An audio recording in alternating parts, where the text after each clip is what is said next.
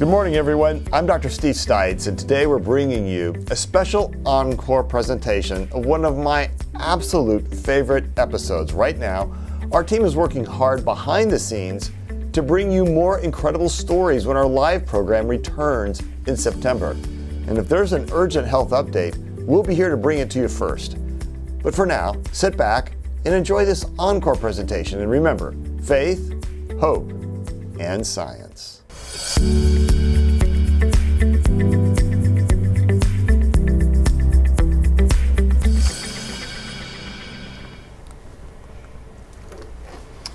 Good morning. I'm Dr. Sean Coomer, Chief Medical Officer of the Kansas City Division of the University of Kansas Health System.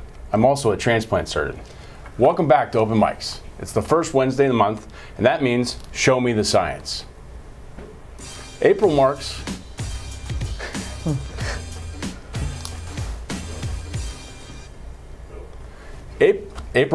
National Donate Life Month, and recently our health system celebrated a milestone. We participated in our largest living kidney transplant chain that started last June and ended in December. The chain saved 12 lives, involved 24 surgeries across 8 states.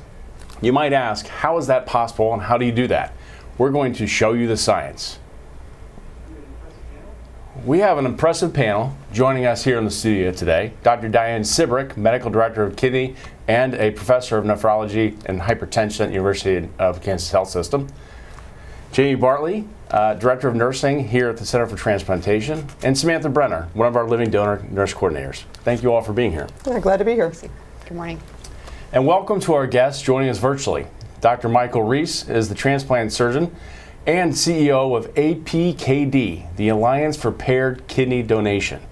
Krista Sweeney is the Director of Transplant Services at APKD. And last but not least, James Cochran, the star of the show, who made the decision to offer up his spare kidney to anyone who might need it. You could say James is definitely the most important person in this story today, because without people like James, there would be no kidney chains, and this video explains why. Counselor James Cochran spends his days helping his clients find their purpose. But it was during his downtime one day when he found his. My first awareness of it was through a podcast. It's called Stuff You Should Know. They had one on kidney donation and talked about what it entailed. Little did James know that scrolling the internet for more information on organ donation would ultimately lead to him helping save the lives of 12 strangers. I have the chance to make a choice that will make the world a better place, that costs me something that I am prepared to give and I have the privilege to give. James started what's considered in the transplant world a kidney chain.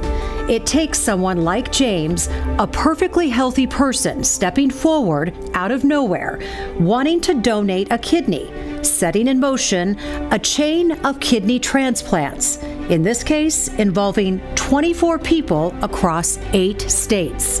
2 of those transplants happened here at the University of Kansas Health System's Center for Transplantation. James's kidney was taken out here and sent out of state.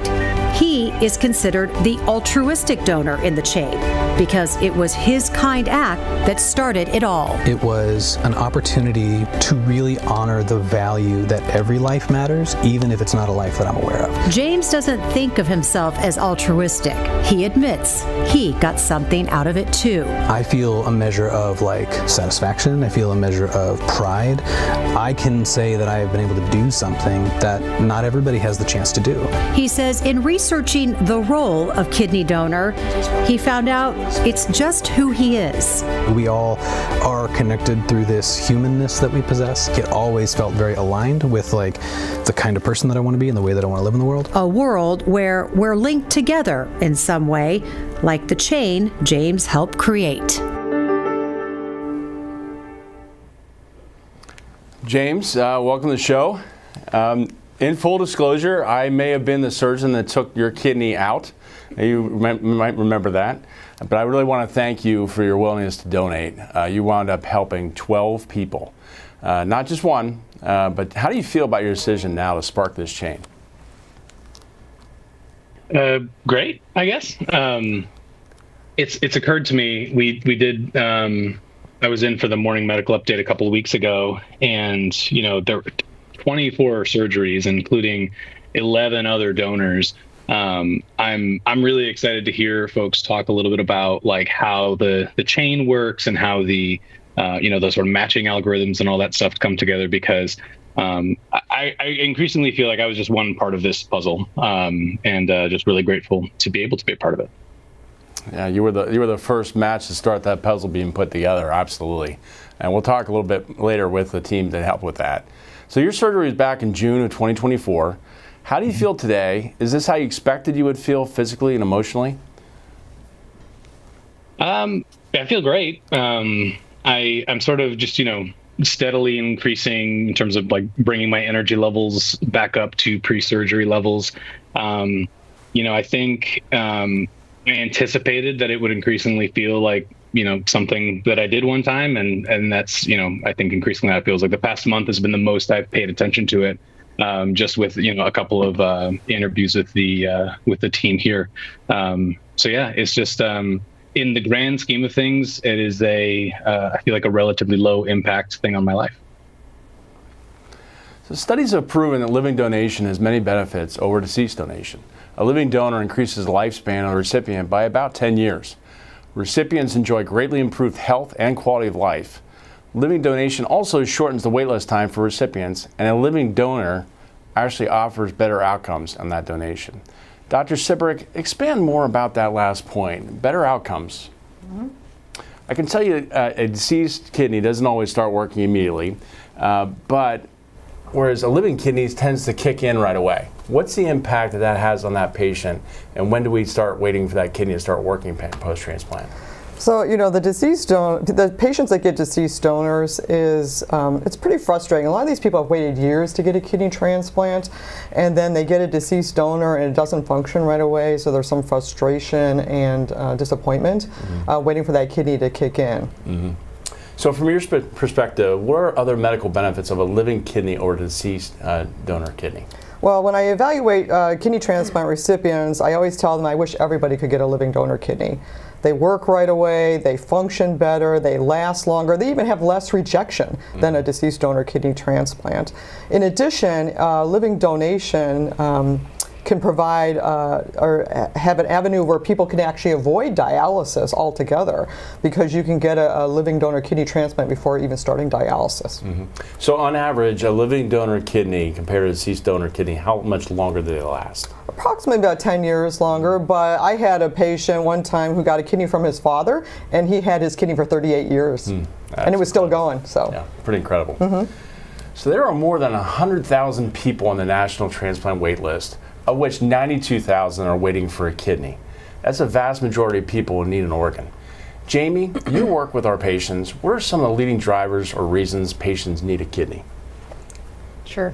The leading causes of kidney disease are diabetes and hypertension. And I think if we looked within our circles of those we know and care about, diabetes and hypertension impacts all of us, and we all have someone we would know that would be at risk for kidney disease. And moreover, like 1 in 7 have kidney disease, and chronic kidney disease can lead to kidney failure. So there are 37 million Americans in our country that have kidney disease, with like over 800,000 with kidney failure. So when you face kidney failure, your treatment options you're looking at are really dialysis and transplant. Mm-hmm. And so that you can see the staggering numbers of those who are waiting for a kidney transplant. Yeah, these patients are sick, right? They are toward the end of the rope, right? Yeah, absolutely. I think what was kind of remarkable to me is we are more familiar with hearing about breast cancer or prostate cancer, and the mortality associated to kidney disease is more than breast cancer or prostate cancer, and it's the 8th leading cause of death. So for those that qualify to be on the wait list, 1 in 12 people die without even receiving that kidney transplant. So stories like people like James who step forward, they truly, truly save lives. Because, for example, at our health system just this year in 2025, we've listed 82 new people on our transplant wait list. And we've worked so hard to transplant as many as we can, but we've only done 44 transplants. Mm-hmm. And so each and every month we're just, kind of chasing that that carrot to try and save more lives. And we really need people like James. Yeah, that's just in the first quarter, right? So that's an average of listing one a day almost. Yeah. So that's pretty neat. So some of these patients have a willing donor, but they don't match. They are considered incompatible. To donate a kidney, you must match the recipient's blood and tissue. The donor organ needs to be compatible in size as well to the recipient. Age is also a consideration, as living donor kidney extends the recipient's life by about 20 years. Younger, healthier kidneys need to be matched to younger recipients. We also look at graft survival, how long a donor kidney will function for its new recipient. The Alliance for Paired Kidney Donation helps navigate the matching process using a Nobel Prize winning algorithm to find a match for incompatible pairs. Dr. Reese, can you explain at a high level how this works? I started being a transplant surgeon after all of my training. Do you hear me now, Dr. Kumar? Hear you. Yes, Dr. Okay, Reese, great. Thanks. When I started my career in 1999, if a patient came to my clinic and said they had a living donor and we found out that they had the wrong blood type or they didn't match, my answer was, I'm so sorry. There's the door. You're going to have to wait for a deceased donor kidney. And as we heard from Dr. Seabrick, that wait across the United States is 3 to 5 years. So when I heard about the idea of kidney paired donation, it had been done once or twice. It was I heard about it from somebody who had done it in the Washington, D.C. area. And I came home to my home transplant center here in Toledo and tried to put this together. But it's very complicated to try to put together all the matches. So my dad, who's a computer program, actually helped me write a piece of software that let transplant centers work over the internet, and that was a very different thing back in the year 2000, so that transplant centers could put their pairs data in, and we could find out, for example, Dr. Kumar, let's say you wanted to give your wife a kidney and I wanted to give my wife a kidney. Let's say that I have the wrong blood type for my wife, but let's say you and your wife have had children. And one of the interesting things about having children for women is that when the baby is inside of them, they can make antibodies against the part of the baby that came from the father.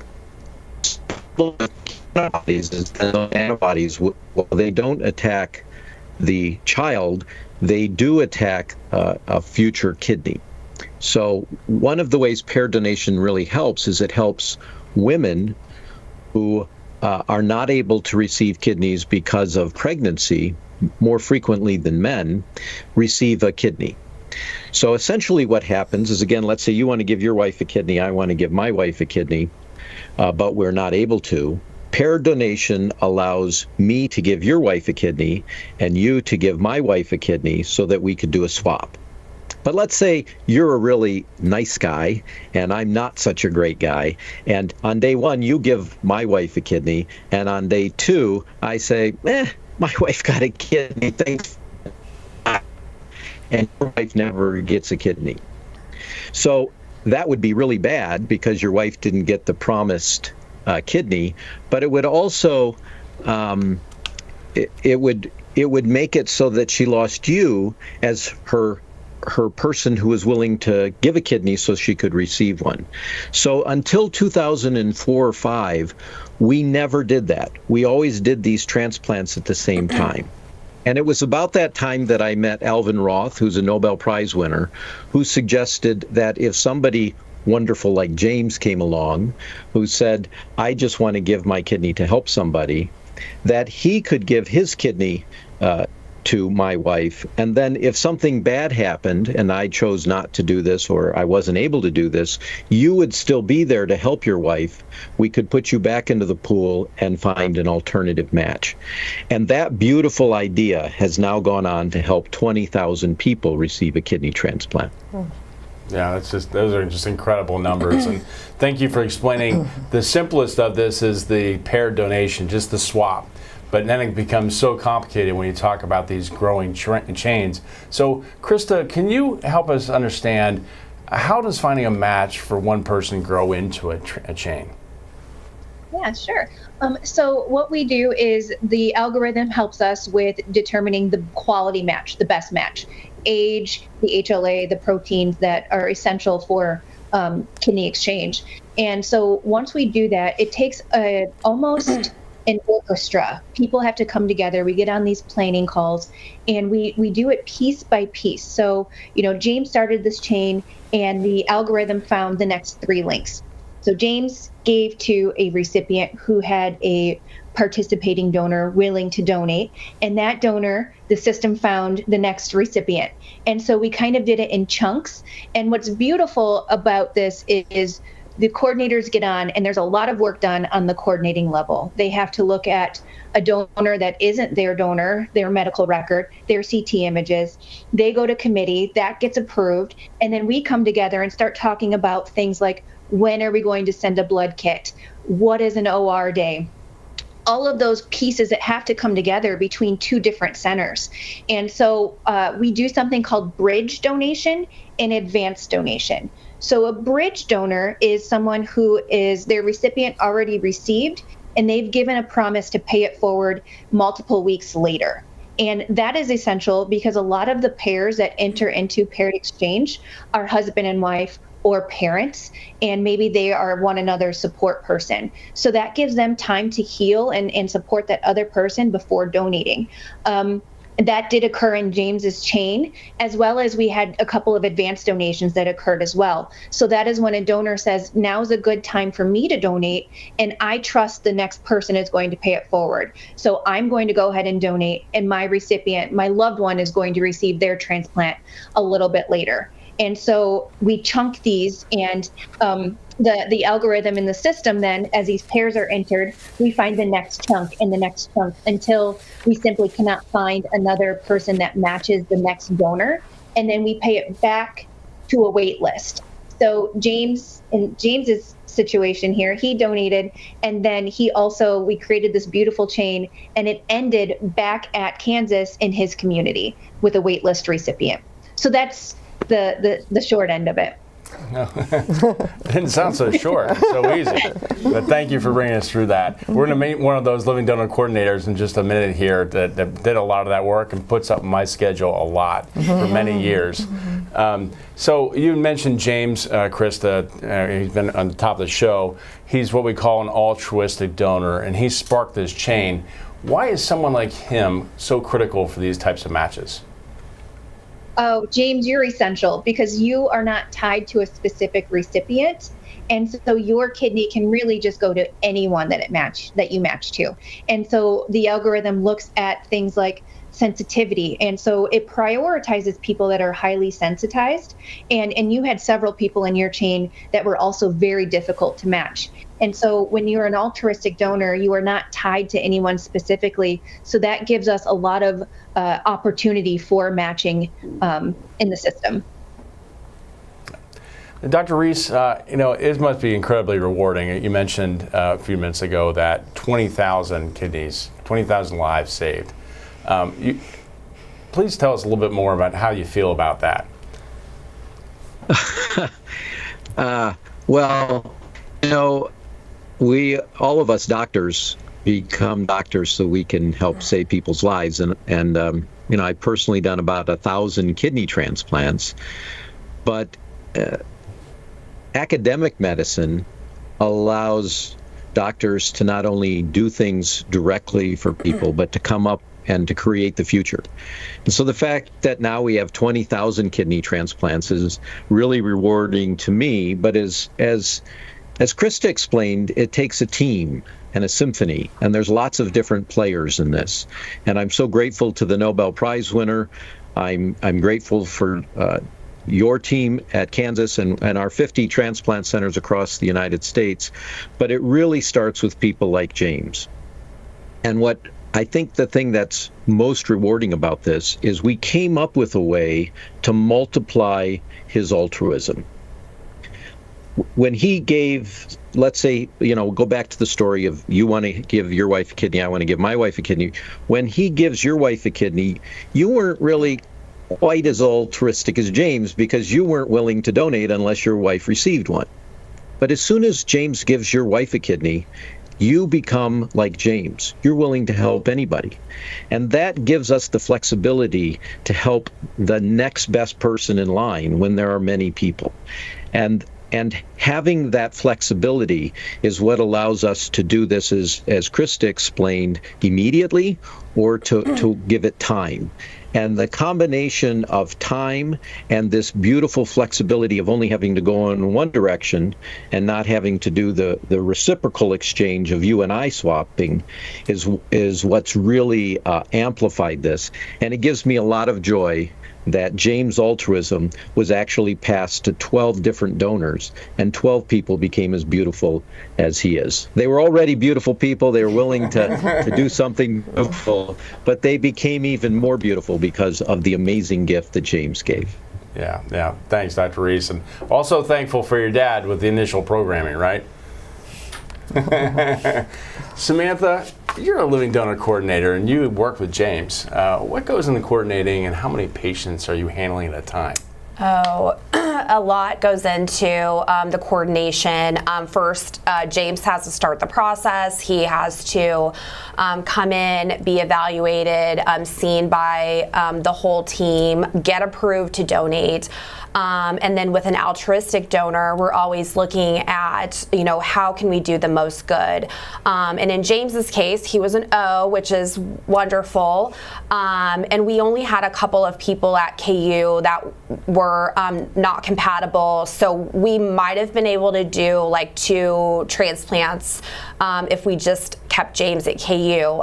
But we discussed entering him into Paired Alliance, where he could probably do more good and make more transplants happen. And it just so happened that he could help a lot of people with his donation.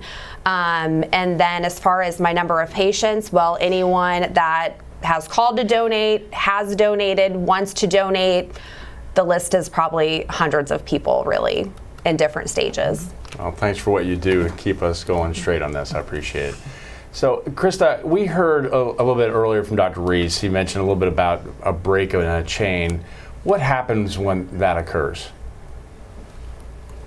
So when chains break, and James, actually, your chain did fall apart a couple of times. And basically what we do is we take that next link and we put it back into the system and let that algorithm do its job.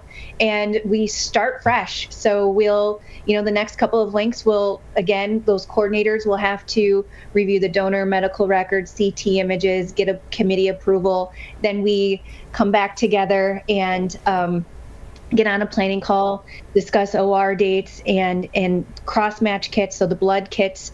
James, I'm sure you had to draw multiple times, and we just keep going. You just keep plugging away. There is, it is can be frustrating, but also very satisfying. And when it's all done, all of our coordinators, we celebrate together and we check in on donors and recipients. And it really is a celebration at the end of every chain. All right. Thank you. James, I want to switch over to you. A lot of people might want to donate, but worry about their work, their health. Are there any barriers that you experienced that made you think twice? I think there were.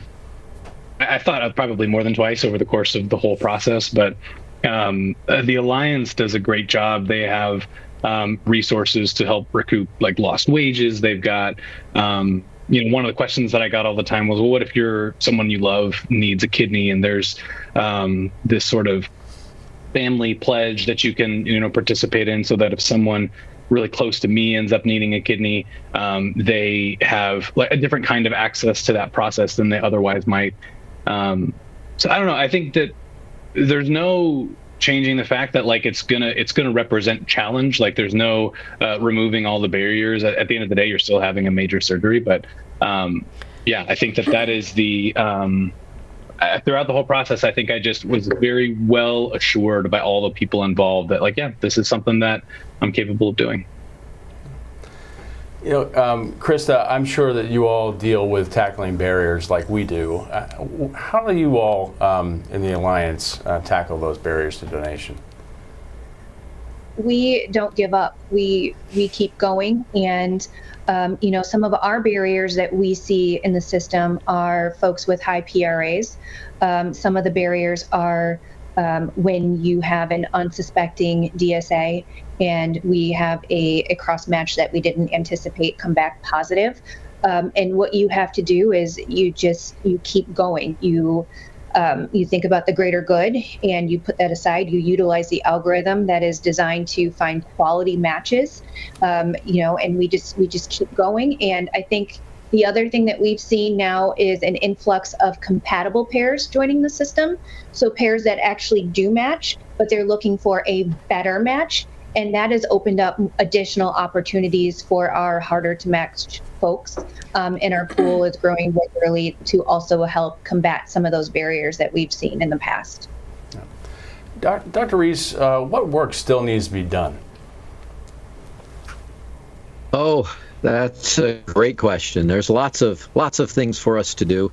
Listening to James talk about our donor protection program, it's really important to us to take good care of people who want to donate a kidney and to protect them.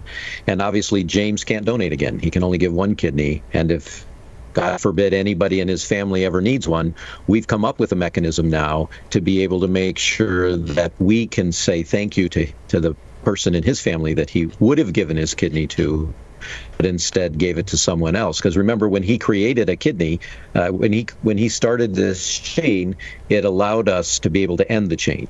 And we have some flexibility in the future now to help James or somebody in his family if that's ever needed. And this beautiful algorithm that's been designed by Alvin Roth, the Nobel Prize winner, gives us that flexibility to think about new ways to try to help people in the future. And we're doing that through our donor protection program. I think a couple of other things that I'd like to see happen in the future.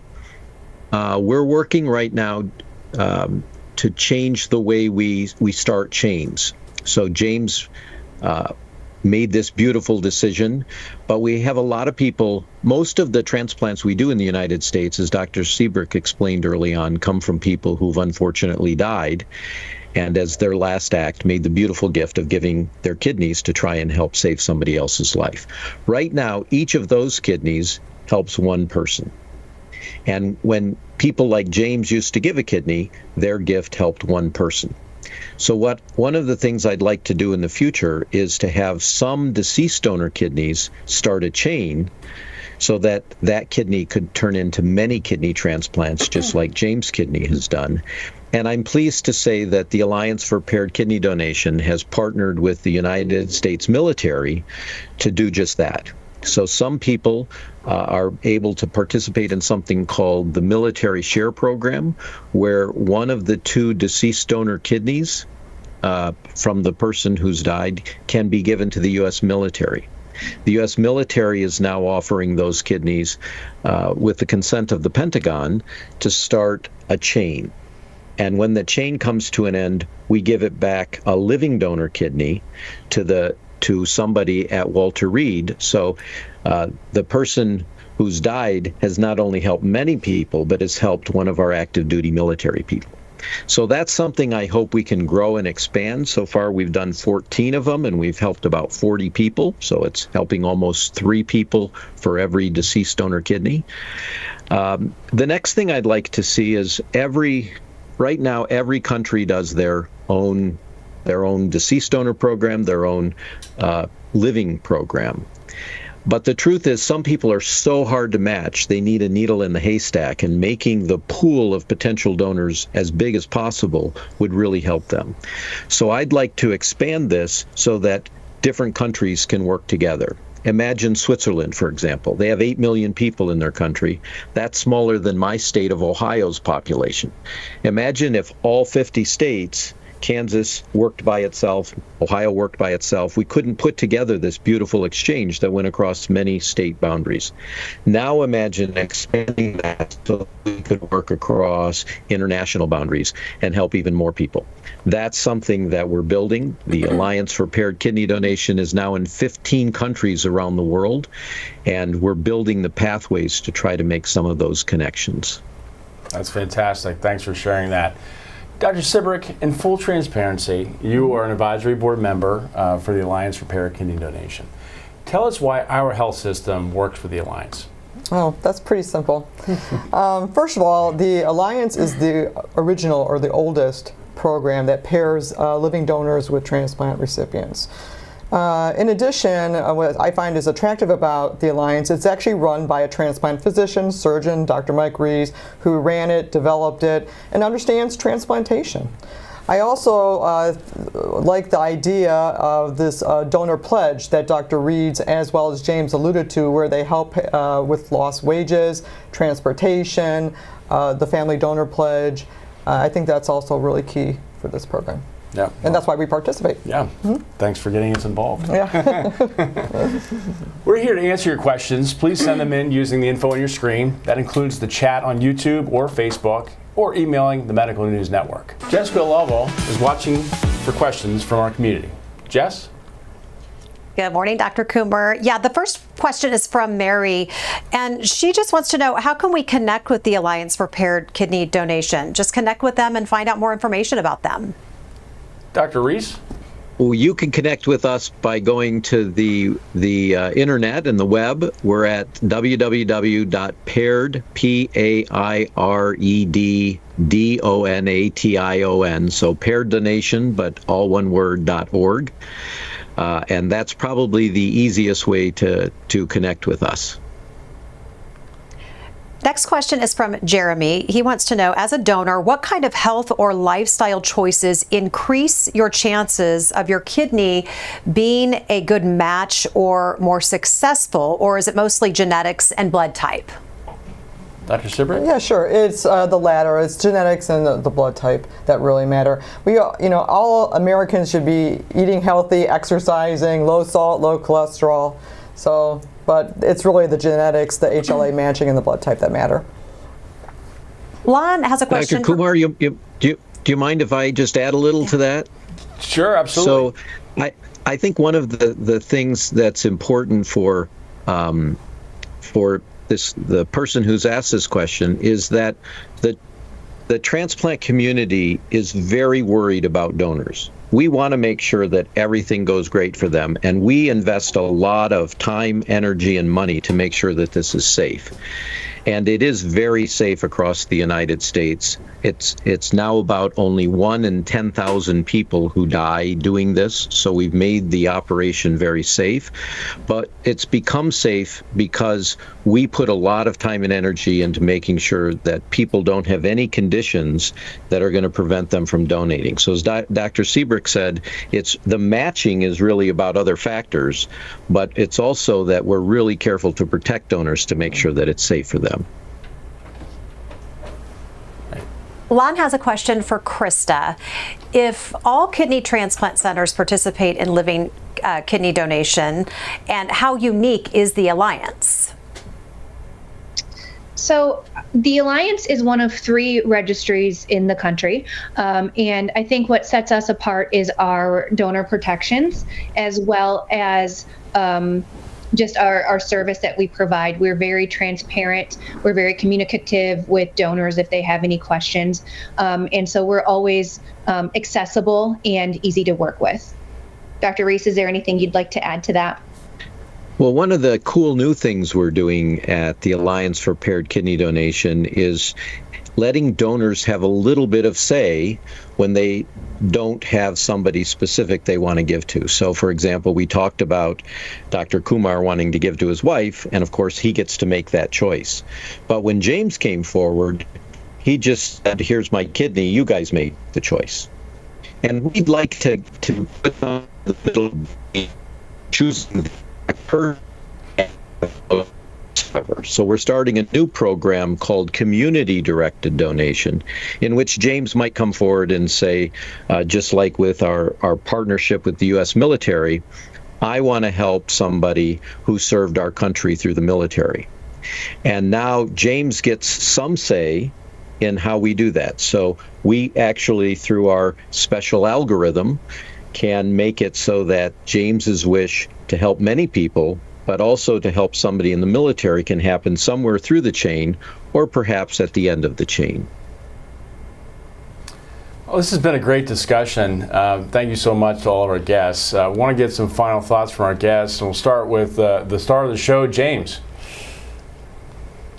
It feels strange being the star of the show, but I guess, I don't know, I'll part with the same thoughts that I parted with last time, which is that if you're seeing this and you're wondering, maybe I'll donate my kidney, I think just trust your future self that you can, with all these different professionals and resources, that you are capable of doing that challenging thing. Krista? I just want to say thank you to James and all of the donors that consider donation, because without donors, we have a lot of folks receiving deceased donor kidneys and or on dialysis. So thank you, James. Dr. Reese? Likewise, James, I think it's awesome what you did. I love your final comment, and I would just say we're going to protect your present self and your future self, and the Alliance for Paired Kidney Donation and our participating centers like the University of Kansas would love to turn somebody else's gift into many transplants, just like when you listened to that podcast and decided to go and do this. Maybe somebody listening today will decide to save many lives, and we'd love to participate in doing that. Thanks again, James. Thank you all. We'll head back to the studio to get some final thoughts. And Samantha? Well, all of my patients are people like James, so thank you for letting me have a wonderful job with wonderful patients that are people like him that would save people's lives. Jamie? Thanks for having me, Dr. Coomer. I hope that anyone that's listening, like you, might connect with us either as a recipient or somebody on the wait list or somebody, considering organ donation, and whether that's through signing your card at the DMV or calling us, expressing your interest in living donation. I hope that this provides information and introduces you to a team of people that I get to work with every day, that we're just not going to give up. Those numbers are numbers, but they're real people. And we are here to help you and help them. And I hope this inspired, and James inspired, hope for those who are waiting. And it's our privilege to kind of get to take care of you. So if you need us, call us. Great. Dr. Sibbert? Yeah, the reason I did this program, I just wanted to increase awareness of living donation, and what James did is just so remarkable. And over the last 10 years, the amount of living donors that have come forward really hasn't changed. It's between 5,000 to 6,500, since 2014. So as James did, one person changed 12 lives, and if we can continue that trend, it would just be fantastic for a lot of people. Yeah, thank you. My final thoughts are really, donors are the lifeblood of life for lots of people, and giving of themselves, whether it's living or deceased donation, please make that decision. Discuss this with your family. People need to know that, and it might inspire other people in your family as well as friends to do that, to save a life. So thank you all. Thank you everyone on the panel. Thanks for watching and listening. Remember, faith, hope, and science. Subscribe to our morning medical update and open mics with Dr. Stites podcasts. Now everywhere podcasts are available.